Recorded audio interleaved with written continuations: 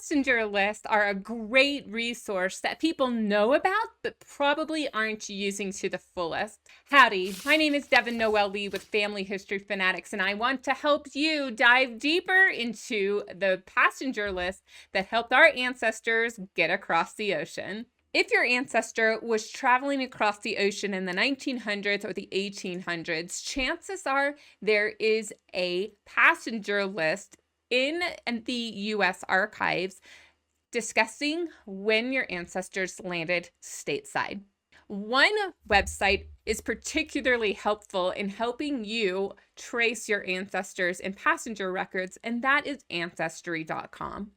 Now, one of the things I would recommend that you do when you're using Ancestry.com is not necessarily go into hints. Occasionally, you will find some hints for passenger records, but take an individual ancestor and then go up to the top search bar in their profile and click on the search button. Ancestry will take you to the search page, and it will preload the information at the top of your ancestor's name and their family members.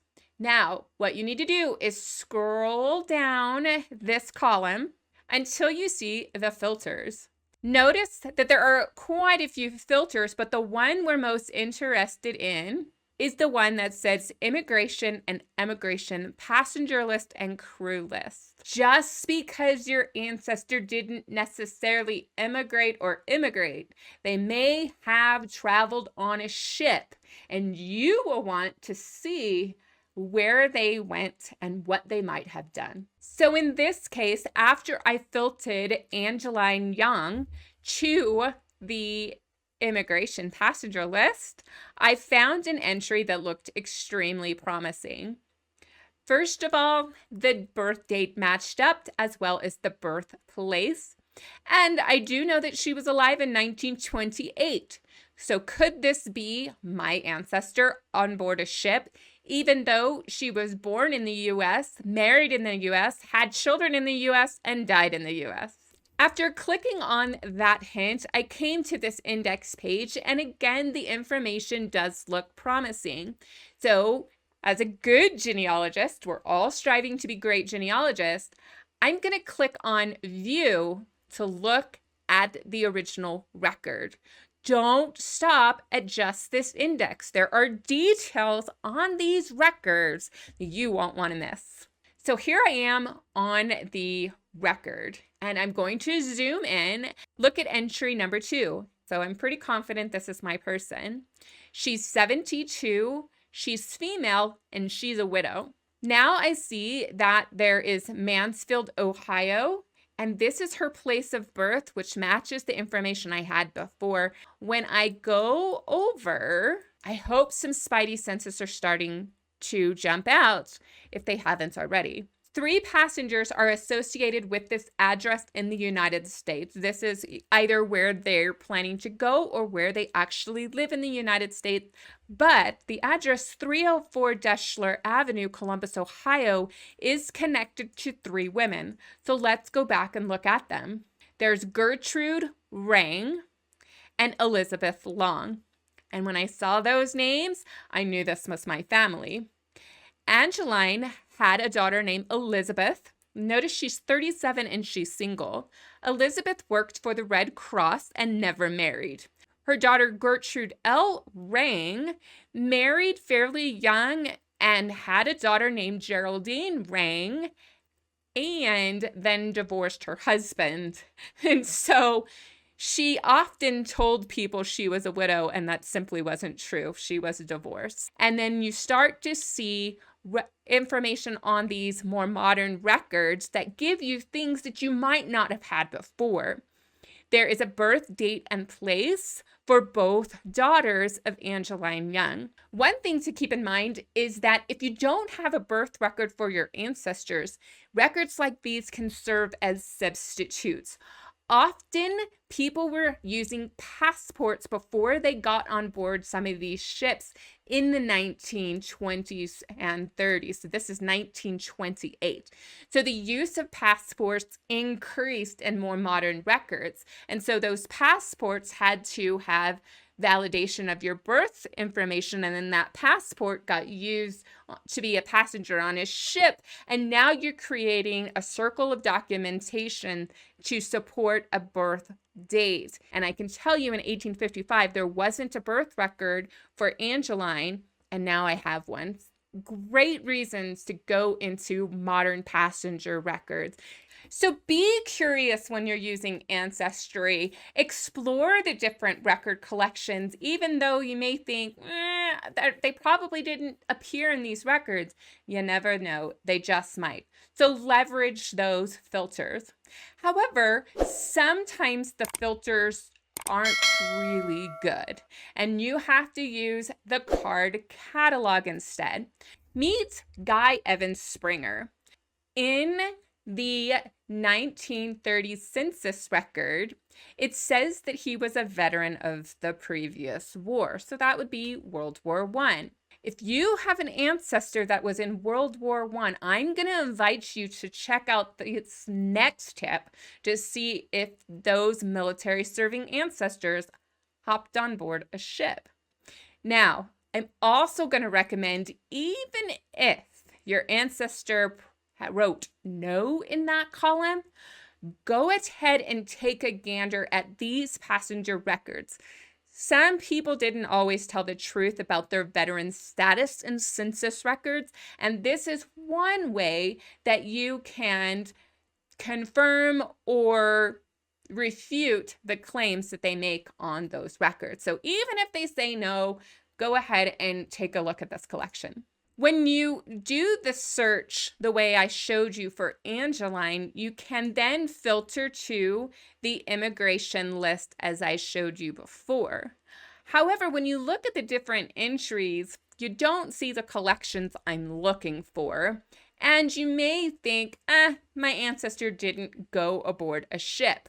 In fact, here's a Guy Springer, and he's in Boston, and this information just doesn't line up with the guy that I'm looking for from Minnesota. And isn't it interesting? I'm looking for a guy, and his name is Guy. For those military aged ancestors, I want you to use the card catalog on Ancestry. I want you to come over to the tab field that says keywords and type in the word transport. The transport keyword filters this list to some really great military records, some ship crossings that you'll want to be paying attention to. There's the US World War I transport ships list, but I also really like this Army Transport Service arriving and departure collection. So let's dive into that one. So we're going to keep our search extremely broad. All we're going to do is we're going to add in the name Guy E. Springer and nothing else. And we're going to go ahead and click search. And now when I look at the list, I'm starting to get super excited. Guy E. Springer. And then here's a departure date. So this is during the World War I time period.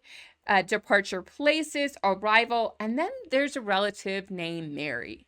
Now, something you should know is that the guy I'm looking for, his mother's name is Mary. I'm really getting excited. So what should we do? We need to go and explore one of these hints. So when I take the first one and dive into it, there is Guy E. Springer. And I have his military ID. Now, this is really exciting if you don't know the service member's number and you're trying to access records for them from the National Archives. Now you have their service number. You also have their rank, and you will have the unit.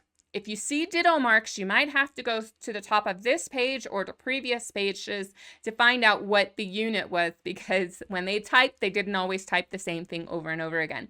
But we have the unit. But here is the secret sauce of these records.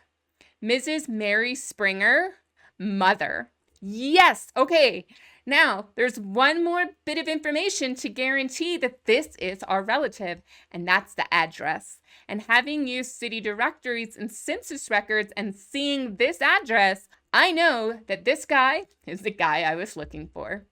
So this was just a quick video to get you excited about looking at passenger records. Sometimes you will get hints in the ancestor hinting tree, and sometimes you're just gonna have to be curious and put your ancestor's name in the search and try the filter, or go into the card catalog and try some of the other collections that are buried a little bit deeper in the collections on Ancestry. There are a couple other things that I want you to keep in mind. The further back in time you go, the less information that are on the records. There is a question of, can you find your ancestor's hometown on these records? Well, it depends, and the more modern the record, the more likely you're going to find that home village. In the case of Angeline Young, you did see her birthplace and a birth date, two little details that I was struggling to find in other records. But the further back you go, for instance, my German immigrant ancestors, the only thing that's listed on those records are the Baden or Hanover. I don't have the individual villages. That is definitely something I wish all of the passenger records would have, but it's just not always the case. The other thing to keep in mind, there are passenger lists that were created at the port of departure. There are some in Le Havre, France. There are some from Bremen and Hamburg, Germany. There's some from Holland, Norway, Sweden, and the United Kingdom. I will leave a link to some of these collections in the show notes, so be sure to check the description box. Let me know what kind of success you're finding in passenger lists, and if you're not finding success, let me know some of the questions you have. Thanks for watching. If you like this video, be sure to like, comment, share, and consider becoming a channel member. And if you're ready for something new about Ancestry.com, check out the video right up here.